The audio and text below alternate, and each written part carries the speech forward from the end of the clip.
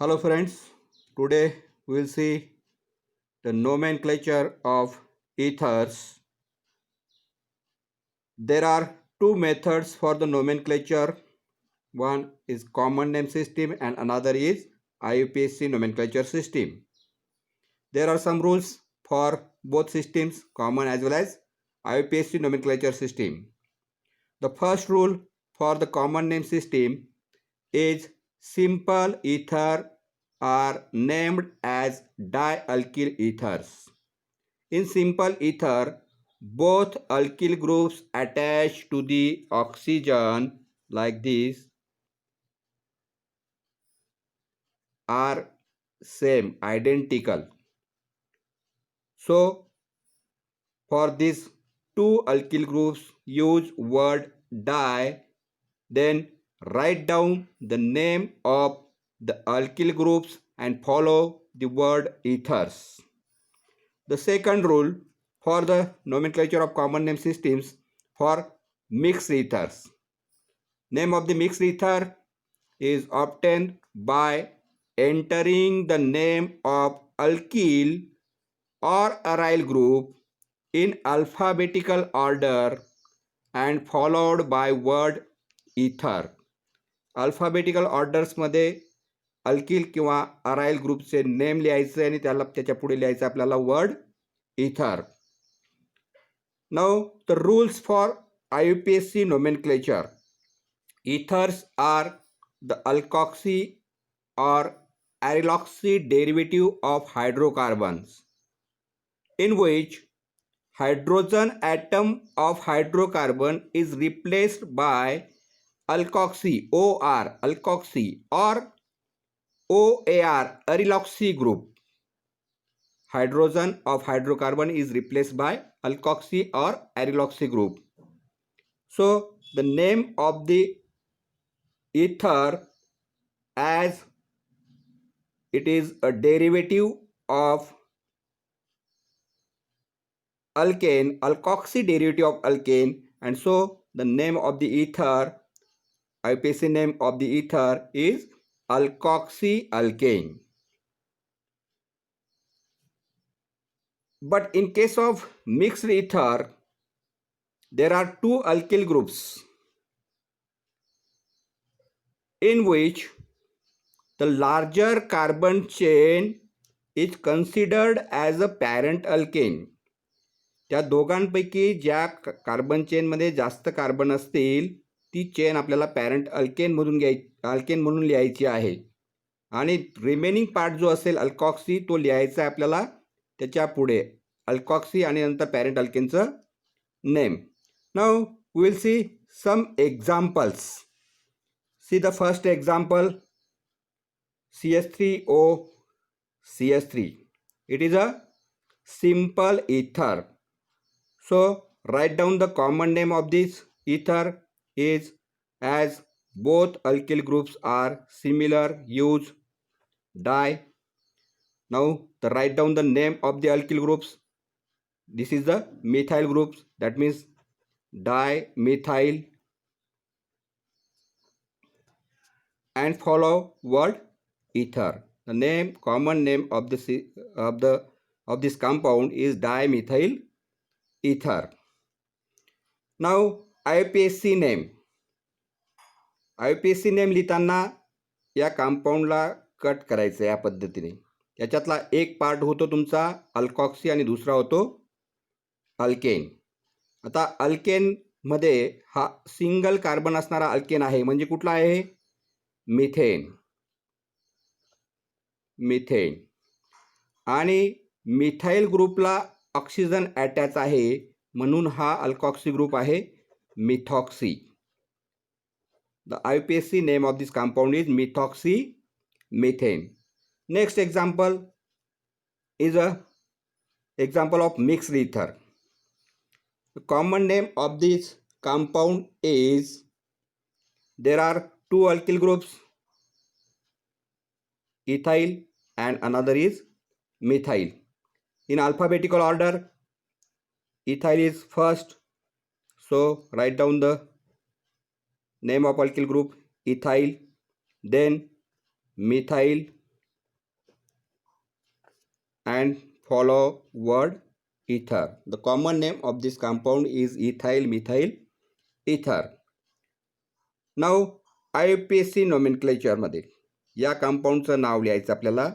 आता in case of mixed इथर आपण रूल पाहिला आहे की ज्याच्यात जास्त कार्बन असतात तो घ्यायचा आहे आपल्याला अल्केन. इथून कट केल्यानंतर हा पार्ट असेल तुमचा अल्केनचा. 2 कार्बन असलेला अल्केन कुठला आहे? Ethane. Write down the name of the alkane, ethane. And the remaining part is alkoxy. Methyl ग्रुपला ओ अटॅच आहे म्हणजे हा काय? Methoxy. Methoxy ethane. Same next example CH3O CH2 CH2 CH3. आता इथं सुद्धा 2 अल्किल ग्रुप्स तुम्हाला दिसत आहेत. अल्फाबेटिकल ऑर्डरमध्ये जो पहिले येतो तो आपल्याला लिहायचा आहे. आता इकडचा जो आहे तो आहे मिथाइल ग्रुप्स आणि हा आहे प्रोपिल ग्रुप. तर एम आधी येतो म्हणून मिथाइल आधी लिहिला आपण, मिथाइल. आणि हा प्रोपिल जो आहे तो आहे एन प्रोपिल म्हणजे नॉर्मल प्रोपिल. स्ट्रेट चेनचा जो अल्केन असतो त्याला आपण एन लिहितो, n propyl. Methyl n propyl follow word ether. The common name of the compound is methyl N-propyl ether. Now IUPAC nomenclature मध्ये परत काय होतंय, जो लॉंग चेन आहे किंवा लार्जर कंपाऊंड आहे तो आपल्याला पॅरेंट अल्केन घ्यायचा आहे. इथं कुठला आहे? CH2 CH2 CH3 म्हणजेच प्रोपेन. आता प्रोपेन जरी घेतला पण इथं पॉसिबिलिटी काय असते? हा अल्कॉक्सी ग्रुप या ठिकाणी अटॅच झालेला आहे, तसाच इथं सुद्धा अटॅच होऊ शकतो. म्हणजेच प्रोपेनसाठी 2 पॉसिबिलिटी असतात. आता त्याच्यासाठी काय करायचं आहे? नंबरिंग करायचं आहे. ज्याच्यात अल्कॉक्सी ग्रुप अटॅच आहे तिथून नंबरिंग करायचे आहे पॅरेंट अल्केनला, जसं आपण नेहमी करतो 1 2 3. आता कोणत्या कार्बनला हा अल्कॉक्सी ग्रुप अटॅच आहे? अल्कॉक्सी ग्रुपचं नाव आधी बघायचं, कुठला आहे? मिथॉक्सी. तो कुठल्या कार्बनला अटॅच आहे? पहिल्या कार्बनला. म्हणून 1 मिथॉक्सी. आणि अल्केन कुठला आहे? प्रोपेन. 3 कार्बन असलेला अल्केन म्हणजे प्रोपेन. Next example. आता नेक्स्ट एक्झाम्पलमध्ये सुद्धा काय आहे? प्रोपीनच आहे. पण कुठला प्रोपिल आहे? आयसोप्रोपिल आहे. हा जो ग्रुप आहे हा काय आहे? आयसोप्रोपिल ग्रुप आहे. आता आयसोप्रोपिलमधला आय हा आपण घ्यायचा नाही, त्याच्यातला फक्त पी लक्षात घ्यायचा आहे. प्रोपिल आणि इकडे मिथाइल. तर आधी कुठला येईल? Methyl group. नंतर आयसोप्रोपिल, आयसोप्रोपिल आणि वर्ड लिहायचं आहे इथर. IUPAC नोमेनक्लेचरमध्ये परत वरीलप्रमाणे आपल्याला नंबरिंग करायचं आहे. पॅरेंट अल्केन आपण पाहिला कुठला आहे? 3 कार्बन असलेला. आता याला नंबरिंग करायची आहे. नंबरिंग कुठूनही केली तरी सेम येईल, म्हणून आपण समजा इकडून नंबरिंग केली 1 2 and 3. मिथॉक्सी ग्रुप अटॅच आहे आणि कुठल्या पोझिशनला अटॅच आहे? सेकंड कार्बनला अटॅच आहे, म्हणून आपण लिहिलं इथं 2. सेकंड कार्बनला मिथॉक्सी ग्रुप अटॅच आहे म्हणून मिथॉक्सी. आणि कुठला पॅरेंट अल्केन आहे? प्रोपेन, म्हणून लिहिलं आपण propane. Now next example, it is also example of simple इथर. दोघी बाजूला सेम अल्किल ग्रुप्स अटॅच आहेत म्हणून लिहिलं आपण डाय. आणि जे अल्किल ग्रुप अटॅच आहेत ते आहेत इथाइल, म्हणून डाय इथाइल इथर. IUPAC नोमेनक्लेचर करताना परत 2 तुकडे करायचे आपल्याला. एक असेल तुमचा पॅरेंट अल्केनचा आणि दुसरा असेल अल्कॉक्सीचा. आता इथं इथाइल ग्रुप ओला अटॅच आहे म्हणून कुठला आहे हा? Ethoxy group, ethoxy. आणि इकडे हा पॅरेंट अल्केन आहे तुमचा इथेन. त्याच्यानंतर नेक्स्ट एक्झाम्पलमध्ये आपल्याला बघायचा आहे CH3O CH2 CH CS3 CS3. आता या एक्झाम्पलमध्ये कॉमन नेम घेताना आपल्याला हा ग्रुप आधी विचारात घ्यायचा आहे. हा तर आपल्याला माहिती आहे मिथाइल ग्रुप आहे, पण हा ग्रुप कुठला आहे? हा आहे तुमचा ब्युटिल ग्रुप. आता फक्त ब्युटिल ग्रुप नाही येतो, तर ब्युटिल ग्रुपमधले आयसो ग्रुप त्याच्यात दिसतोय आपल्याला, बरोबर. तर हा आहे आयसो ब्युटिल. आयसो वर्ड सोडून द्यायचा, पण ब्युटिलमधला बी आधी येतो एमच्या, म्हणून आधी लिहायचं आहे कॉमन नेममध्ये लिहिताना iso butyl methyl ether. Then IUPAC nomenclature. परत IUPAC नोमेनक्लेचर करताना काय करायचं आपल्याला? 2 पार्ट करायचे. जो छोटा पार्ट असेल अल्किल ग्रुपचा तो अल्कॉक्सी साईडला घ्यायचा आहे, आणि जास्त लार्जर चेन असलेला जो असेल तो या साईडला घ्यायचा आहे. आता त्याच्यानंतरचा रूल्स काय तो आपला नेहमीप्रमाणे नंबरिंग करायची आहे. आता इथं पॅरेंट अल्केन जो शोधायचा आहे ते स्ट्रेट चेन किंवा लॉंग चेन आपल्याला आधी शोधायची आहे. तर लॉंग चेन 2 येतात इथं, ही 1 2 3, नंतर ही 1 2 3. दोघी चेन घेतली तरी जो लोखंड असतो तो चेंज होत नाही, म्हणून आपण समजा स्ट्रेट चेन घेऊ 1 2 3. आता हे घेत असताना कुठल्या कार्बनला मिथॉक्सी ग्रुप अटॅच आहे ते लिहायचं आधी. फर्स्ट कार्बनला अटॅच आहे म्हणून first 1 methoxy.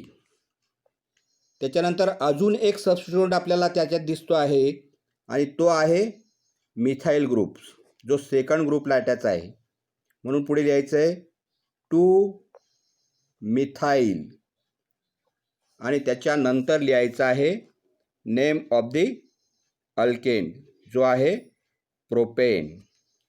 The IUPAC name of the compound is 1 methoxy 2 methyl propane. Same पुढचं एक्झाम्पल आपल्याला पाहता येईल. पुढच्या एक्झाम्पलमध्ये बघा 2 अल्किल ग्रुप्स अटॅच आहेत. एक अल्किल ग्रुप आहे तुमचा हा, आणि दुसरा हा. तर याच्यातला या अल्किल ग्रुपमध्ये किती कार्बन आहेत? 1 2 3 अँड 4. 4 म्हणजे ब्युटेन आहे. आता ब्युटेनमधला हा जो कार्बन आहे हा काय आहे? जो अल्कॉक्सी ग्रुपला अटॅच आहे तो टर्शरी आहे, म्हणून हा टर्शरी ब्युटिल ग्रुप आहे. त्याला लिहायचं आहे टी ब्युटिल. त्याच्यानंतर इकडचा अल्किल ग्रुप जो आहे तो कुठला आहे?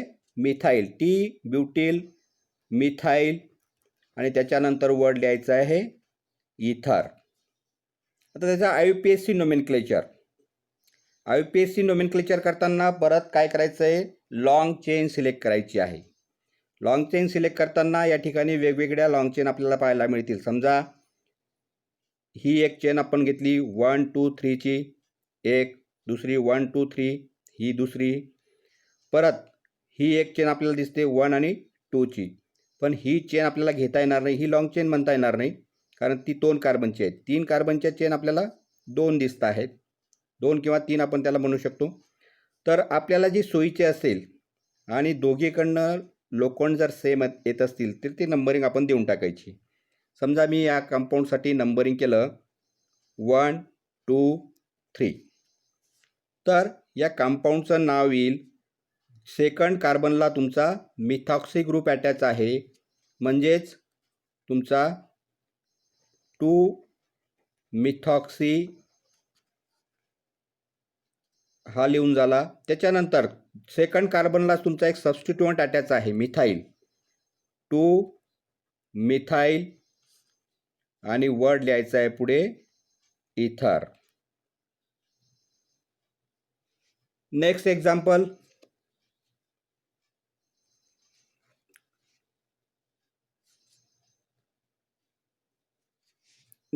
आपण याचं घेऊ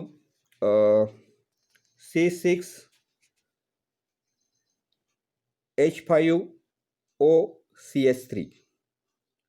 त्या कंपाऊंडचं नाव आहे ॲनिसोल. त्यालाच आपण असंही लिहू शकतो CH3. The name of the compound is anisole. Common name त्याचा ॲनिसोल आहे. किंवा तुम्ही लिहू शकतात मिथिल फिनिल इथर. मिथिल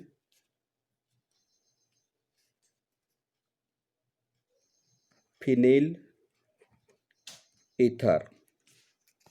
आता याचं IUPAC नोमेनक्लेचर लिहिताना मात्र एक गोष्ट लक्षात घ्यायची आहे की जो जास्त कार्बन असलेला आहे तो असेल तुमचा अल्केन आणि तो कुठला आहे बेंझिन. कुठला आहे बेंझिन. आणि अल्कॉक्सी ग्रुप आहे तुमचा मिथॉक्सी. म्हणून याचं नोमेनक्लेचर करताना लिहावं लागेल आपल्याला methoxy benzene. Methoxy benzene. Okay.